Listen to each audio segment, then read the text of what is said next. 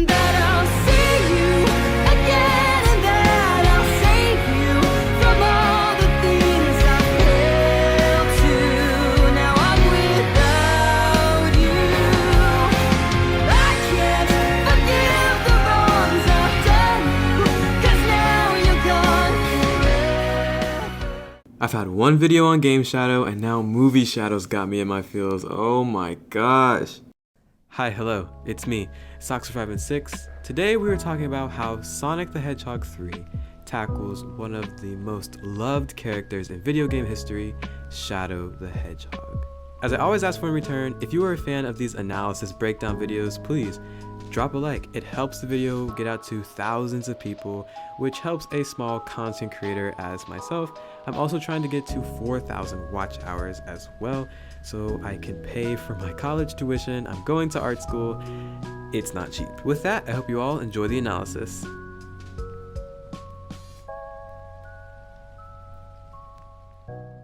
The section of sorrow/pain takes up the first, I'd say, 20 minutes or so. Just before Shadow meets up with Gerald, this is the main feeling Shadow is dealing with, remembering Maria playing Live and Learn the nights they spent together. Eventually wakes him up from stasis. Shown many times in this movie, this can also be taken as she played the song for him whenever they spend time together. In Shadow's walk around Tokyo, he's literally doing nothing. He isn't causing havoc. He's walking around in the rain, depressed to the fact he doesn't know how long it's been, and he doesn't know if he has anyone else left that he cares about. But he comes to an unsettling sight that he's been trapped in stasis for 50 years. But let's backtrack. Sonic here in this scene says something very mirroring, as we will get back to it. I don't know what I'd do without you. I don't know what I'd do without you. One thing this movie has to hit on is its believability with Maria and Shadow's relationship.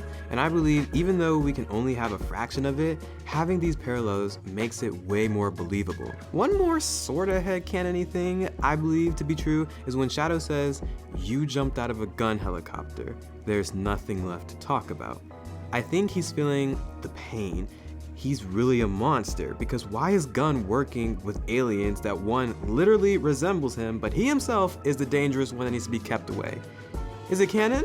No, but definitely food for thought. Another portion of pain and sorrow has to be when Shadow finds Maria's roller skate, which sparks memories of their past life together.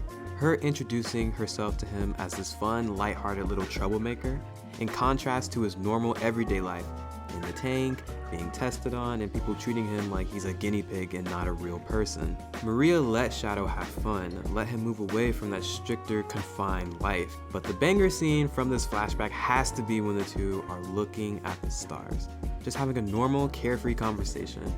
That leads to the line of the movie, "A light shines, even though the stars gone." I'm explaining all this because it'll come back later in the video, trust. And the last piece of sorrow I would say comes from Commander Walters. We find out he's the man who put Shadow in stasis for 50 years, and also found out it's because they're scared of him? It's not really clear in the movie, but even after Gunn kills his friend, Shadow had to be put away. Slight side tangent, whether you compare this to the games or not, or think it's better or not, I appreciate them trying their own spin. And as a standalone, it's a really nice, cohesive story. But I can't deny when I'm asked, it does feel like it's missing a little something compared to the games.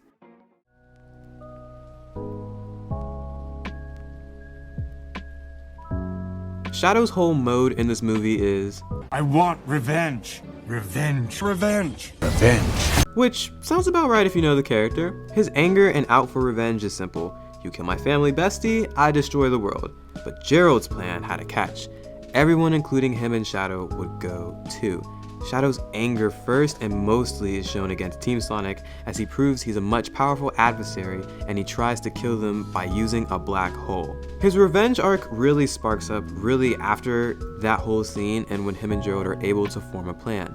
And this powers him for the rest of the movie, harming Tom, who transformed into Commander Walters, even feeling the mistake and seeing Sonic over Tom's body, giving him flashbacks to Maria, didn't power him enough to stop, saying it's what he had to do to get the second key. Gerald telling him this is what humanity deserves, sparking the memory of Maria's death. it leaves him almost feeling like he has no other choice. That is the only option he can make up for what he couldn't control. He even says something similar to it on the moon. I felt this pain for so long. It's all I know. His revenge ran so deep that even after him and Sonic fought in their super forms and Sonic ends up being the ultimate winner, Shadow tells Sonic to just end it. Shadow was done fighting, and in my eyes, tired. He had nothing to gain and nothing to lose. If he follows Gerald's plan, he was gonna die. And Sonic was already out for him, and he won, so why wait? It's kinda dark, and I would have loved to be a fly on the wall in the writer's room if they were trying to imply certain things in that moment or not. Paramount, Sega, I want to work with you in the future as a writer, BT Dubs. Don't forget me. So now up to this point, with everything, Shadow has felt his loss, started his revenge, and lost. But Sonic gave him another chance, another outlet, and now we get to the best part.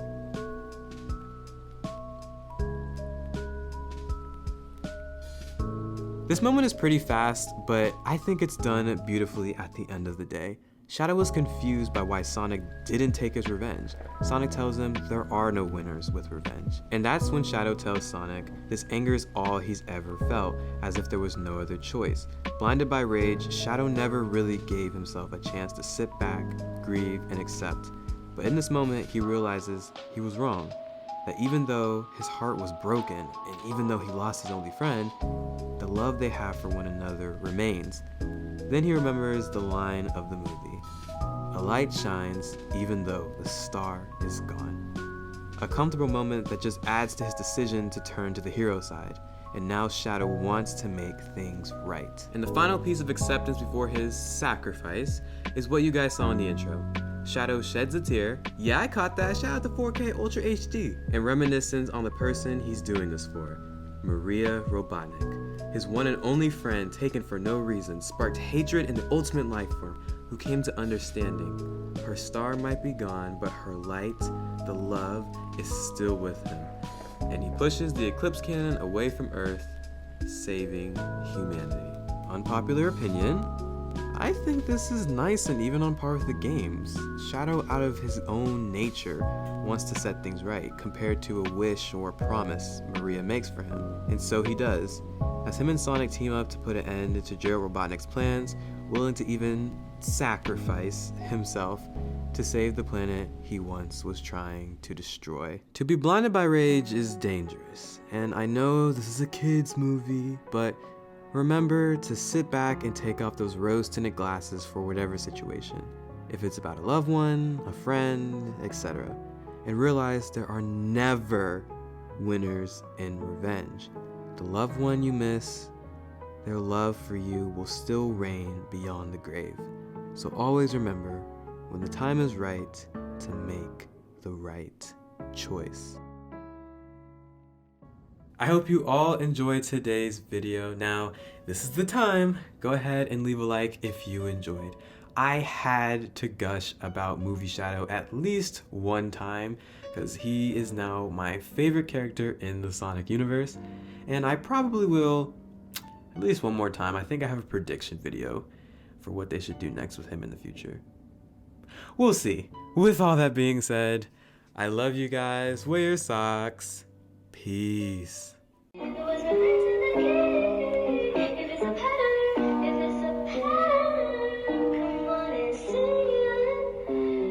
Coffee.